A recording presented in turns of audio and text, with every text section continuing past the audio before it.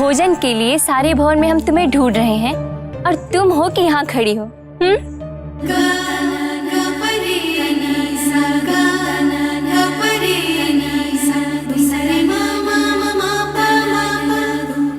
क्या महादेव की अनुपस्थिति में तुम भोजन नहीं करोगी? अवश्य करेंगे। अनुपस्थिति से भोजन का क्या संबंध? हमने तो स्वयं उनसे ही आग्रह किया था कि हमारी अनुपस्थिति में वो समय पर भोजन ग्रहण करें, और हमें पूर्ण विश्वास है कि हमारे निर्देश को वो नहीं टालेंगे।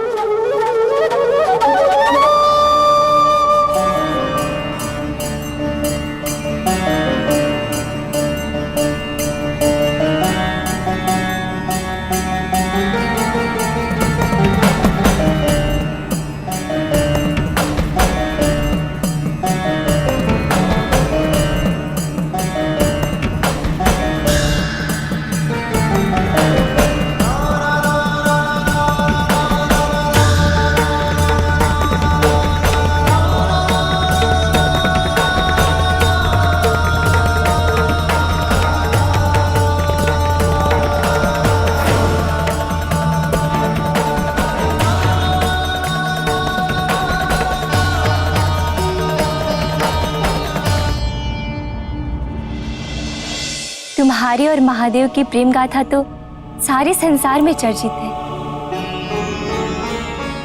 ये तो एक अनुकरणीय प्रेम कथा है ना?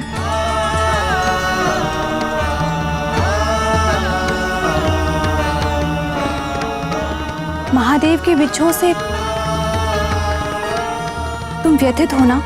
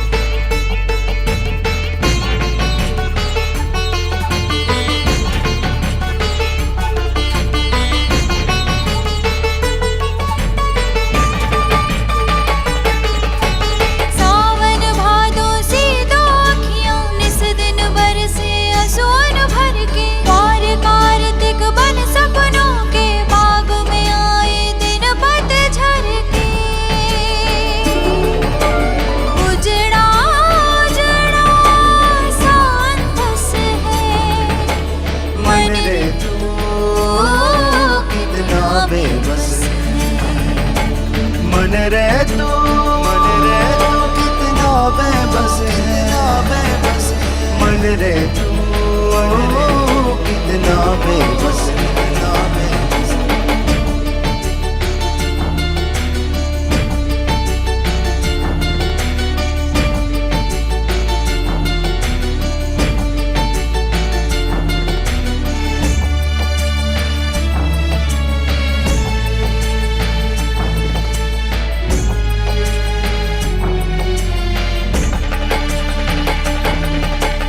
अगहन पूस शीत ऋतु के संग जम से गए हैं सहम सिमट के। मौन माघ में रंगी फागुन द्वार तक सुख की आहट के। धरती अंबर सब नीरस है। मन रे तू कितना बेबस, मन रे तू कितना बेबस है, बेबस। मन रे तू कितना बेबस, कितना बेबस। मन रे तू कितना बेबस है, बेबस। मन रे तू कितना बेबस, कितना बेबस।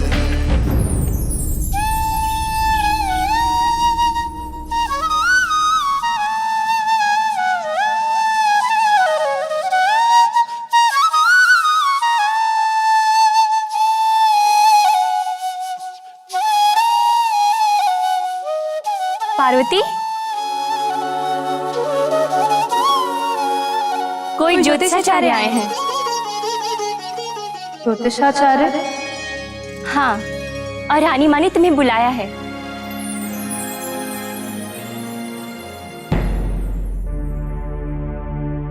कृपया हमें अपने परिवार का भविष्य बताएं।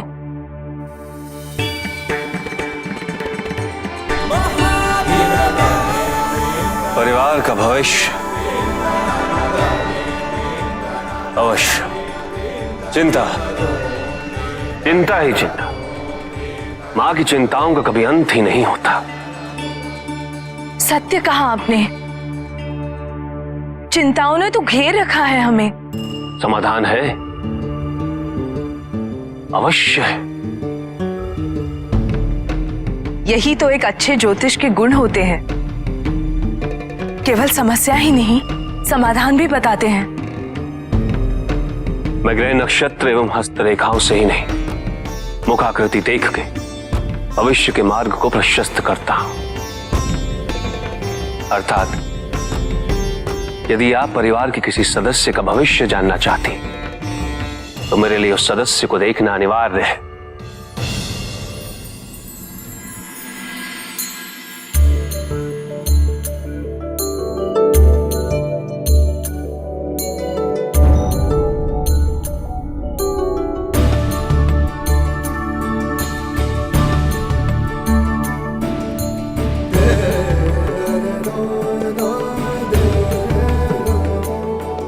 स्वामी, आप इस वेशभूषा में? ज्योतिषाचार्य, कृपया हमें भी हमारे भविष्य के बारे में कुछ बताने की कृपा करें। तुम दोनों थोड़ी प्रतीक्षा करो। पहले हम ज्योतिषाचार्य से पार्वती का भविष्य जानना चाहते हैं। नहीं माँ, हमें ऐसे किसी भी ज्योतिष से अपना भविष्य नहीं जानना।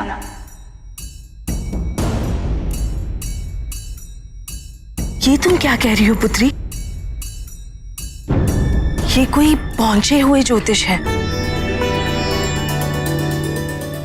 इन्होंने एक क्षण में हमारी मनस्थिति जान ली। ईश्वर का आशीर्वाद प्राप्त है इन्हें। आइए राजकुमारी पार्वती। हमने कहा ना आपसे, हमें अपना भविष्य नहीं जानना। और आपको ये नाटक खेलने की क्या आवश्यकता पड़ी? नाटक?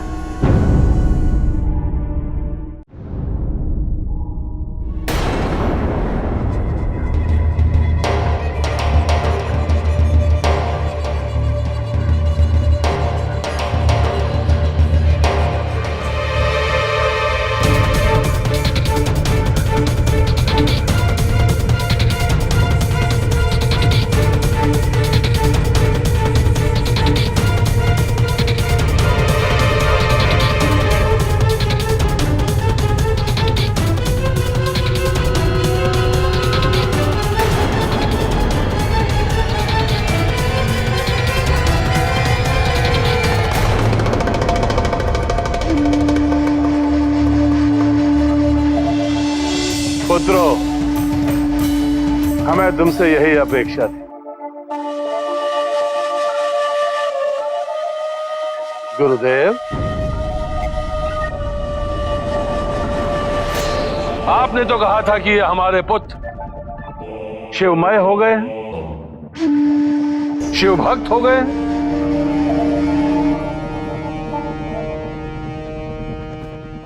परंतु पिता पुत्र प्रेम किसी भी भक्ति से कहीं ऊपर है। आज हमारे पुत्रों ने यह सिद्ध भी कर दिया। तुम्हारा ये कथन सर्वथा उचित है तारकासुर। कदाचित हमें यह प्रतीत होने लगा था कि तुम्हारे ये पुत्र अपनी आसुरी प्रवृत्तियों को त्याग करके सृजनात्मक कार्यों में लिप्त हो जाएंगे, किंतु ये हमारी सबसे बड़ी भूल थी। हम भूल गए थे कि आसुरी वंश अपनी परंपराओं को कभी नहीं त्यागता, कभी नहीं। फिर वो चाहे कितनी दोषपूर्ण क्यों ना हो।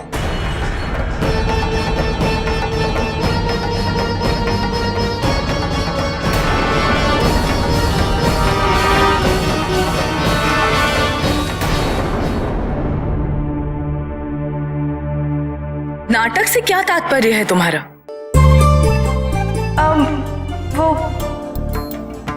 वो हमारा तात्पर्य ये था माँ कि हो सकता है कि ये कोई ढोंगी हो। हमें ऐसे किसी भी ज्योतिषाचार्य पे विश्वास नहीं करना चाहिए। हमें विश्वास है ये ढोंगी नहीं है।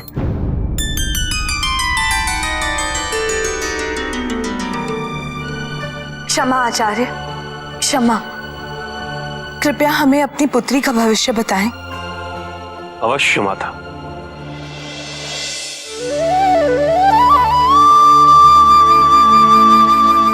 ये तो विवाहित है, फिर ने इतने लंबे समय से अपने पति से दूर क्यों रखा है माता? पीड़ा, अत्यंत पीड़ा, मन भी नहीं लग रहा है। ऐसा कदापि नहीं है। हम यहाँ अपने माता पिता और सखियों के साथ अत्यंत प्रसन्न व सुखी हैं।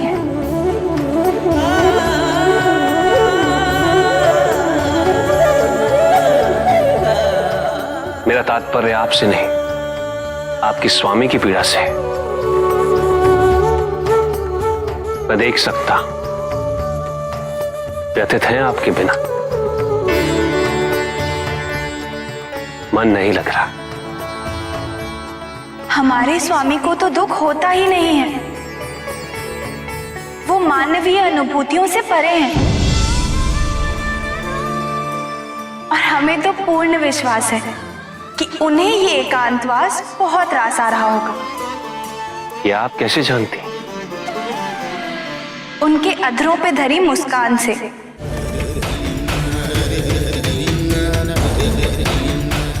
आचार्य, हमारी पुत्री अपने पति के साथ अत्यंत सादा जीवन व्यतीत कर रही है। क्या इसके भाग्य में भवन का भोग नहीं?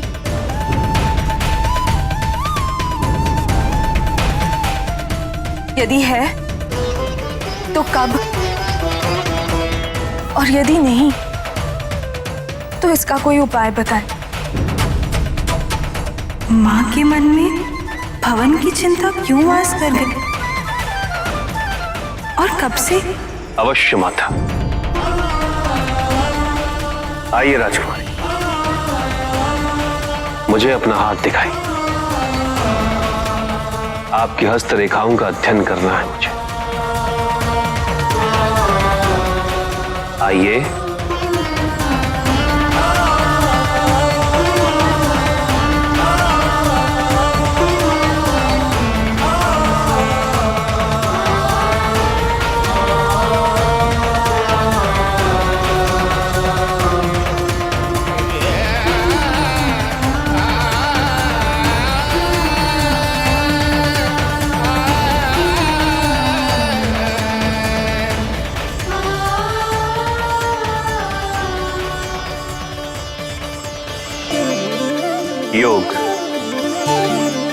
अत्यंत प्रबल योग है।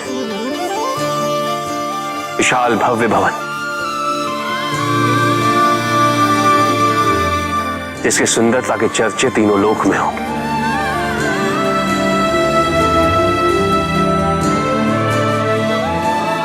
प्रेम से परिपूर्ण सुखी दाम्पत्य का प्रतीक होगा। सत्य है, आपने तो हमारी सारी चिंताओं का समाधान कर दिया। हम आज अति प्रसन्न हैं। आप जो चाहे मांग सकते हैं। एक ब्राह्मण को क्या आवश्यकता हो सकती है माता? सेवन हेतु थोड़ी खीर मिल जाती तो। खीर? हमारे जमाता को भी खीर अति प्रिय है। हम अभी खीर का प्रबंध करते हैं। जया, विजया, आओ।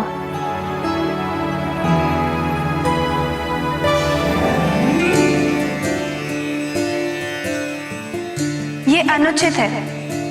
क्या अनुचित है राजकुमारी? आपका इस प्रकार यहाँ भेष बदल के आना। इतना समय बीत गया हमें यहाँ आए और आपको कोई चिंता ही नहीं है हमें यहाँ से विदा कर ले जाने की।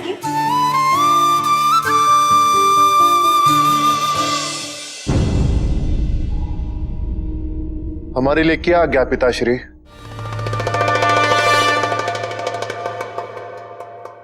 पुत्रों, हम चाहते हैं कि तुम एक त्रिपुर का निर्माण करो, एक ऐसा पृथक स्थान जहां से हम असुर पूरे ब्रह्मांड पर अपना आधिपत्य स्थापित कर सके और हम अपनी गुप्त आसुरी शक्तियों से इसकी स्थापना आकाश के नक्षत्रों के समूह में नाभ के स्थान पर केंद्रित करेंगे। शिव के दिए हुए वरदान के कारण तुम्हें इसके निर्माण में कोई कठिनाई भी नहीं होगी। जैसी आज्ञा पिताश्री। इन तीनों लोकों का निर्माण स्वर्ण, रजत और लौह धातुओं से होगा। ये तीनों लोग अभेद्य होंगे और ये तीनों लोग असुरों के स्वर्ग, धरती और पाताल लोक के नाम से जाने जाएंगे। जाओ जाओ, जाकर मैदानों को इसके वास्तु का आदेश दो और इन तीनों लोगों के निर्माण में जितनी मात्रा में धातुओं का प्रयोग होगा वो सब के सब धरती के गर्भ से निकाले जाएंगे। जाओ।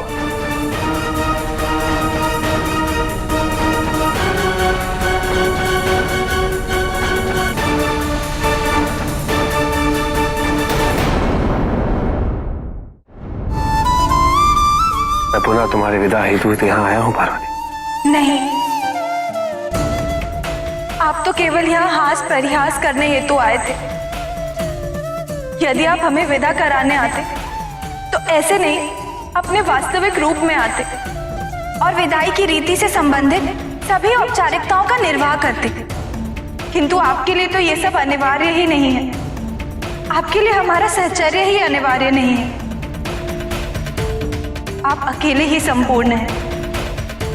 न आपको हमारी आवश्यकता है, न ही कैलाश को। समस्त संसार के दुखों का समाधान है आपके पास, बस हमारे लिए ही समय नहीं है। हमारे ही दुख की अनुभूति नहीं है आपको।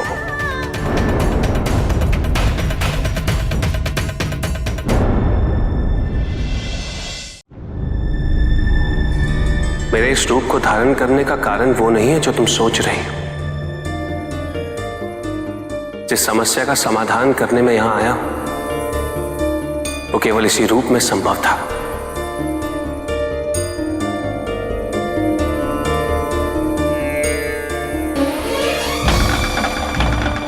जब से माता मैनावती कैलाश पर तुम्हारी जीवन शैली से परिचित हुई,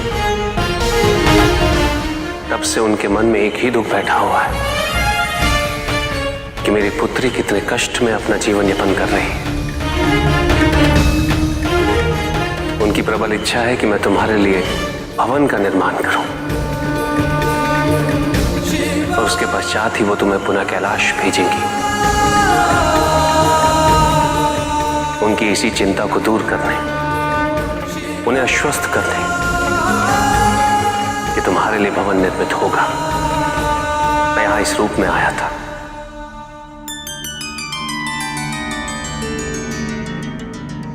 किंतु मैं तुम्हारे दुख का कारण बन जाऊंगा, मुझे इसका पूर्व आभास नहीं था।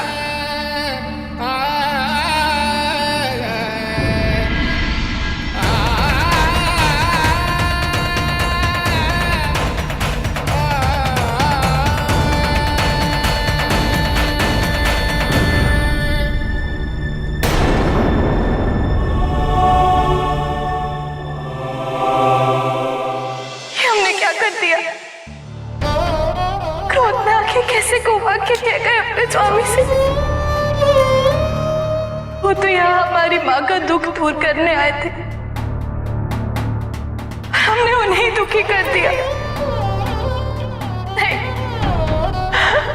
हमसे सिर उठ के मत जाइए स्वामी, हमें क्षमा कर दीजिए स्वामी।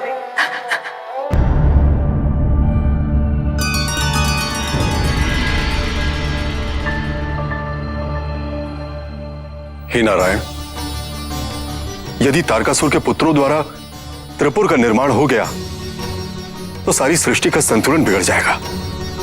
हाँ, देवतागण ये अनुमान लगाकर बैठे थे कि ये तीनों दुष्ट कोई ना कोई अधर्म अवश्य करेंगे और महादेव उन्हें दिया हुआ वरदान वापस ले लेंगे। किंतु प्रभु, ये तीनों तो बड़े ही चतुर निकले। देखा जाए तो त्रिपुर के निर्माण में कोई अधर्म नहीं कर रहे हैं, और जब तक त्रिपुर का निर्माण पूर्ण नहीं होता तब तक इनकी मंशा प्रत्यक्ष नहीं होगी, अर्थात तब तक इन्हें महादेव का संरक्षण मिलता रहेगा। सत्य कह रहे हैं देवऋषि, जब तक वो त्रिपुर में रहेंगे उन पर कोई क्षति नहीं पहुंच सकती। कोई भी देवता त्रिपुर में प्रवेश तक नहीं कर सकता। सब प्रतीक्षा कर रहे हैं नारायण कि कब महादेव और देवी पार्वती का पुत्र जन्म लेगा। मुझे तो ऐसा प्रतीत हो रहा है हमारे संहार के पश्चात उसका जन्म होगा।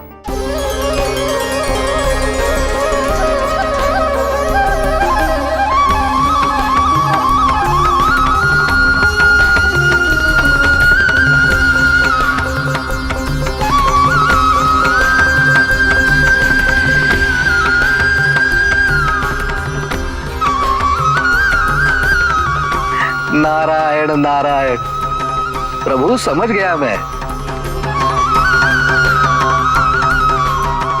कि मुझे क्या करना है। नारायण नारायण।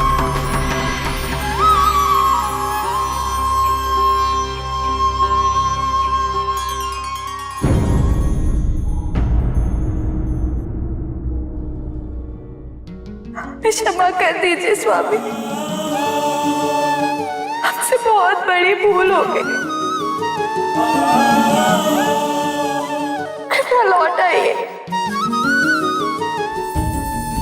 यदि आज आप हमसे इस तरह रुष्ट होकर चले गए तो हम अपने आप को कभी क्षमा नहीं कर पाएंगे।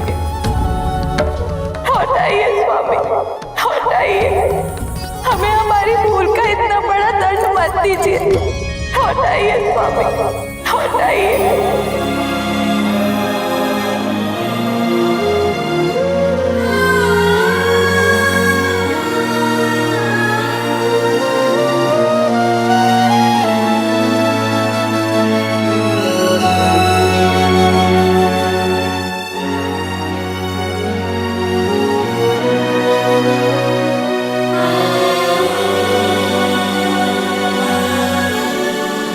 नारायण नारायण।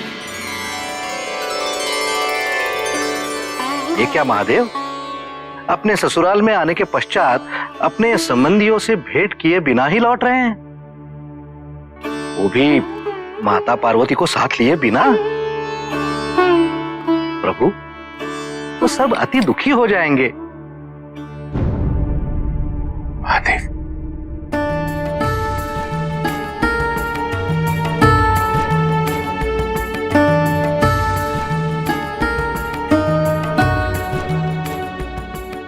महादेव, मैं आपसे क्षमा चाहता हूं। पार्वती को यहां रहते हुए कई दिन बीत चुके। मुझे आपको अपने साथ यहां आने का निमंत्रण एवं आग्रह करना चाहिए था। निमंत्रण? निमंत्रण का प्रश्न ही कहां उठता है नरेश। यह तो एक लोकाचार है जिसके लिए महादेव स्वयं माता पार्वती की विदाई कराने के लिए यहां आए हैं। विदाई के लिए अति शुभ मुहूर्त है। अब आपको शीघ्र ही माता पार्वती की विदाई की रीति का प्रबंध कर लेना चाहिए।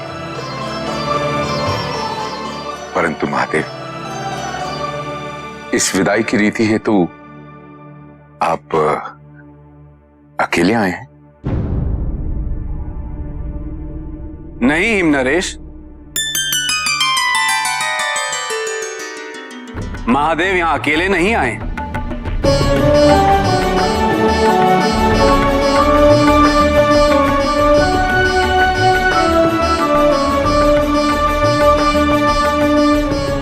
हम सब महादेव के साथ माता पार्वती की विदाई की प्रतीक्षा कर रहे हैं। मैं आप सबका हार्दिक अभिनंदन और स्वागत करता हूं। आइए महादेव।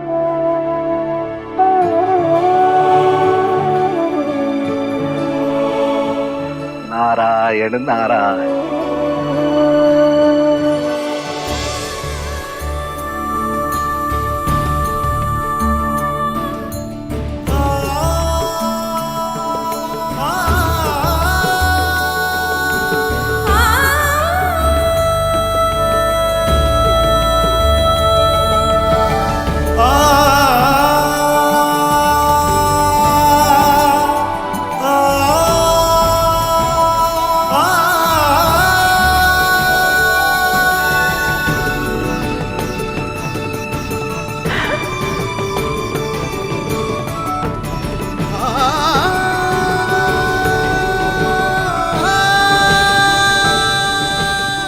पार्वती,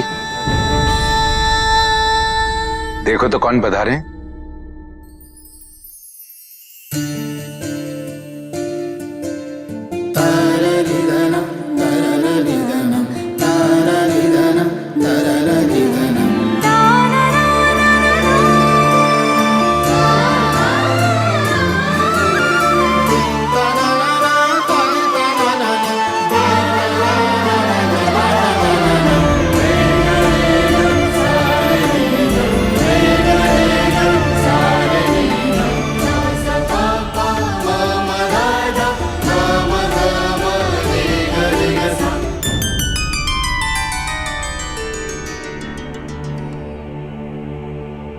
आप सबका इस भवन में स्वागत है। महारानी, पार्वती की विदाई की तैयारियां करवाइए।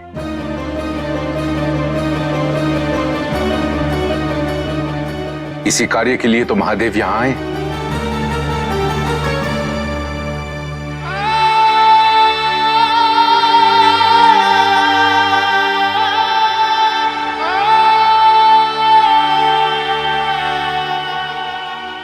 विदाई? किंतु क्या हमारी पुत्री पुनः वही अरण्य जीवन व्यतीत करेगी? हमें पार्वती के विदा होने से पूर्व महादेव से पार्वती के लिए भवन निर्माण का वचन लेना ही होगा।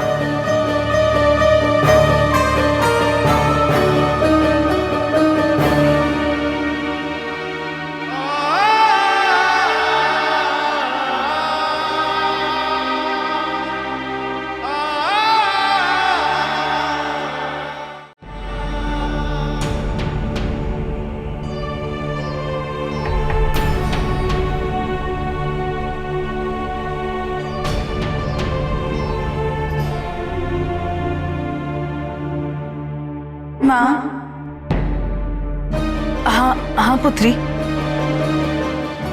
विदाई की तैयारियां शीघ्र ही पूरी हो जाएंगी। तैयारियां तो हो जाएंगी माँ, किंतु ये भी तो सत्य है कि जब तक माँ अपनी पुत्री को प्रसन्नता पूर्वक विदा ना करे, तब तक पुत्री अपने पति के साथ प्रसन्न कैसे रहेगी? संतान को अपने से दूर जाता देखकर किस माँ को प्रसन्नता होगी? माँ तो केवल आशीर्वाद दे सकती है कि उसकी पुत्री जहां भी रहे सुखी रहे। सुखी रहने के लिए पति प्रेम अधिक आवश्यक है या भवन?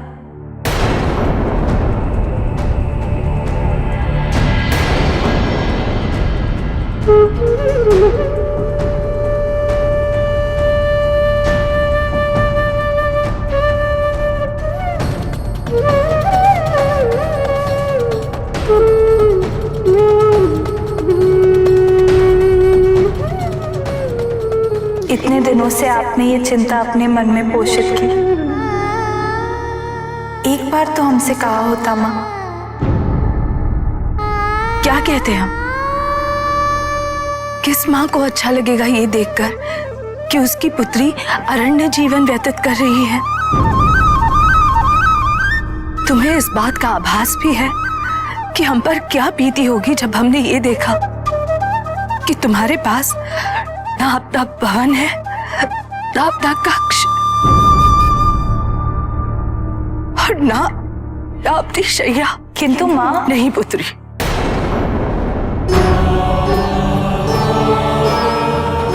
तुम महादेव की अर्धांगिनी होने से पूर्व हमारी पुत्री हो और हमेशा रहोगी। हमें तुम्हारे और महादेव के प्रेम पर कोई संदेह नहीं है और ना ही हम ये निर्धारित करना चाहते हैं कि तुम दोनों को अपना वैवाहिक जीवन किस प्रकार व्यतीत करना चाहिए। हम तो बस इतना चाहते हैं कि हमारी पुत्री जहां रहे सुखी रहे।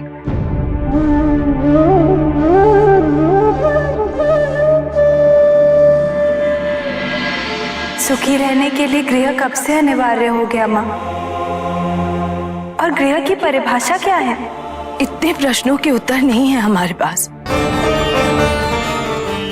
पुत्री, क्या अपने जमाता से अपनी पुत्री के सर पर एक छत्र की अपेक्षा करना अनुचित है? जिनकी छत्र छाया में समस्त संसार का सुख, शांति और समृद्धि आश्रित हो, उन्हें छत की क्या आवश्यकता है माँ?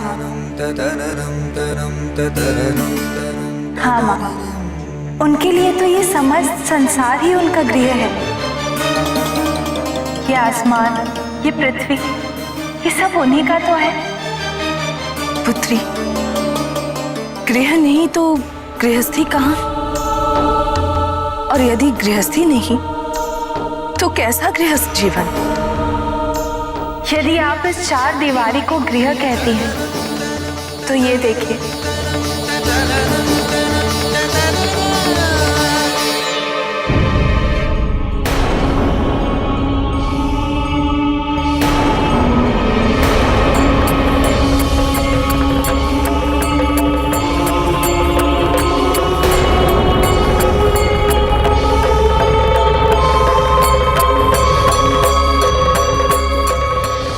पुत्री, हमारा भवन कहाँ गया?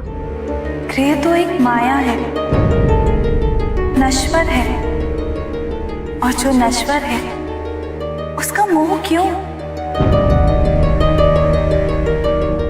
ये खुला आकाश शाश्वत है, अनंत है, ये सदैव यहीं रहेगा, और जो भी इसे छत के रूप में स्वीकार कर ले, उसके लिए तो इस आकाश के तले बसा समस्त संसार ही उसका गृह होगा। माँ, एक सुखी दाम्पत्य वो होता है जहाँ पति पत्नी ये समझ लें कि उन्हें साथ रहना है। और साथ रहने के लिए प्रेम से अधिक महत्वपूर्ण और क्या होता है? मन की इच्छाओं का तो कोई अंत नहीं है माँ। आज ये मन भवन चाहेगा, कल उससे भी बड़े भवन की इच्छा करेगा। किंतु किन साधनों को सुख समझा जाए, ये अपने मन को समझाना हमारा दायित्व होता है माँ। यदि आज किसी कारणवश आपको और पिताजी को इस भवन को त्याग कर वन में रहना पड़े, तो क्या आप पिताजी के साथ सुखी नहीं रहेंगी?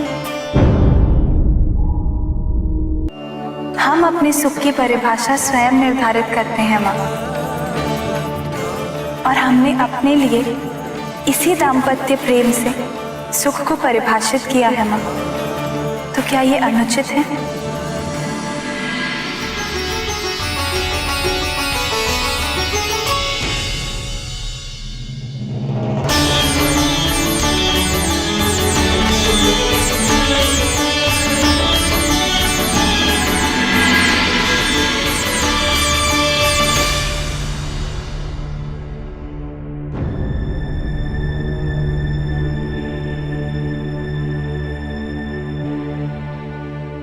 हमसे भूल हो गई पुत्री। तुमने हमें हमारी संकुचित सोच से अवगत करवा दिया। आपसे एक भूल और हुई है माँ। भूल? अब कैसी भूल?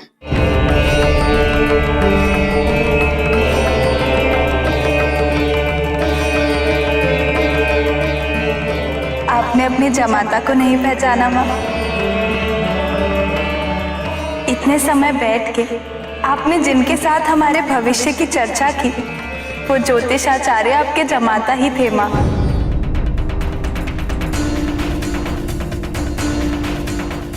महादेव?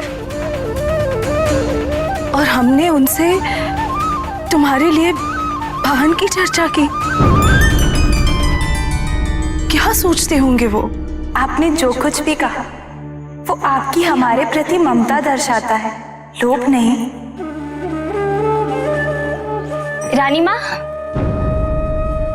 रानी माँ, महाराज आपको और पार्वती को बुला रहे हैं।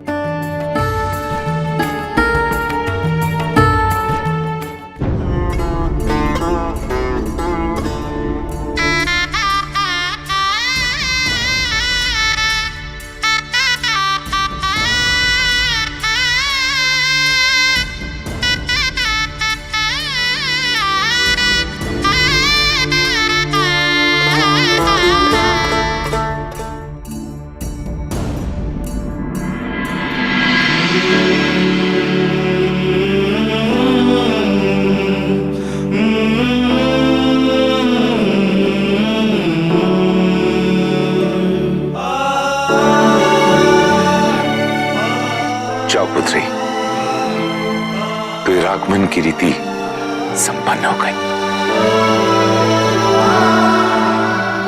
जाओ, जाकर अपने गृहस्थी का दायित्व पुनः संभालो।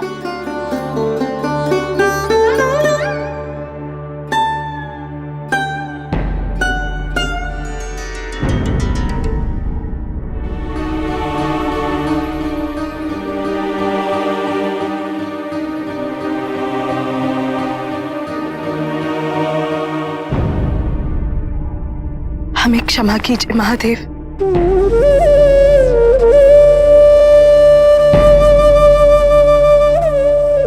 माता,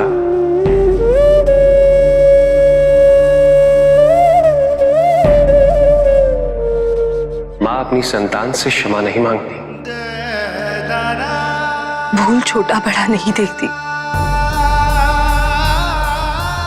भूल तो भूल होती है महादेव। भौतिकता के इस अंधकार में हमने उस प्रेम को नहीं देखा जिससे आपने हमारी पुत्री का जीवन प्रकाशित कर दिया है। विवाह उपरांत अपनी पुत्री के दाम्पत्य जीवन में माता पिता का हस्तक्षेप कदाचित अनुचित भी हो सकता है।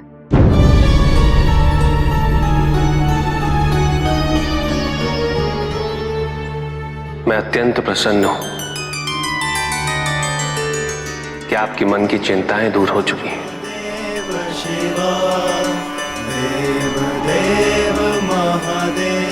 और मैं आपके प्रेम और सानिध्य के योग के सदा बना रहूंगा।